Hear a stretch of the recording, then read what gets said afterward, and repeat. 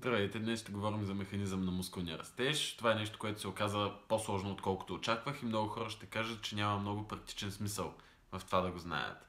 Но до края на видеото ще се опитаме да направим няколко добри заключения. За който не го интересува толкова, сега ще дадем едно кратко обяснение. Мускула се разкъсва и след това пораства по-голям. За дългото обяснение започва с това как мускула се разкъсва. При всяка серия, която правим, последните повторения знаете, че са най-важни. Те наистина са, точно защото последните повторения най-много разкъсват мускула. Знаете, като правим лежанка, как усещаме градите болка. Тази болка е точно как се появяват пукнатини по мускулните влакна. И като се отделят тези мускулни влакна, вече започва цялата каскада. Тогава от стволови клетки се диференцират растежни фактори. Най-важният от които е HGM, хепатоцитен растежен фактор, HGF, извинявам се. Той се казва така, защото е открит първо в чернодробни клетки. И това, което прави той, е, че активира миосателитни клетки, използвайки азотен оксид. Азотният оксид му помага да минава през мембраните. Това също така и слагаме на скоба, че азотният оксид за това го използват като добавка за фитнес. Това помага.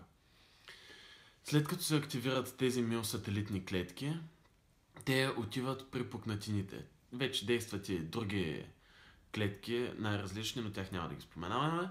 Там миосателитните клетки отиват до пукнатините. И там се опитват да ги поправят, като използват своите ядра. Те, да кажем, се сливат с мускулните фибри и по този начин увеличават ядрата, които имат. Колегите знаят, че мускулните влакна са такива клетки, които имат много ядра.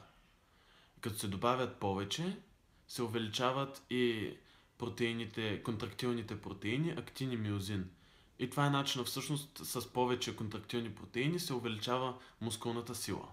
Другото нещо, което ще обсъдим, е разликата между силовите атлети и бодибилдерите.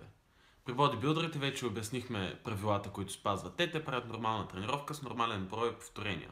И по този начин, който обяснихме, се получава мускулния им растеж. При силовите тренировки аз лично като малък много се чудех как така те са по-малки, но вдигат по-тежко. Това се получава, защото когато правят по-малко повторения, те правят едно повторение, две повторения, максимум три повторения, тялото им се научава да съкращава по-голяма част от мускула.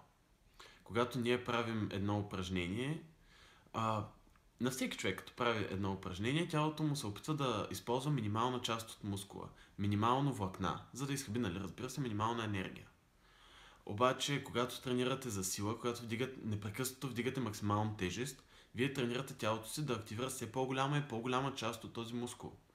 И затова не се получава това разкъсване и каскадата, която води до оголемяване на мускула, но непрекъснато се научавате да активирате все по-голяма и по-голяма част от влакната на вашия мускул. И всъщност идеята е, че мускулите са изключително силни, просто ние не знаем как да ги ползваме. И тук идва практичната част.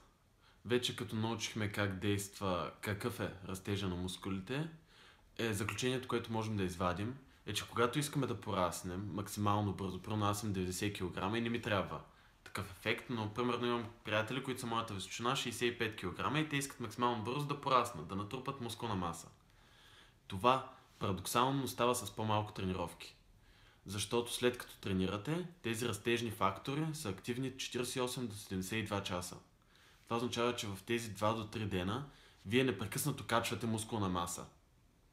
Затова е много важно да тренирате през такива интервали и да ядете много.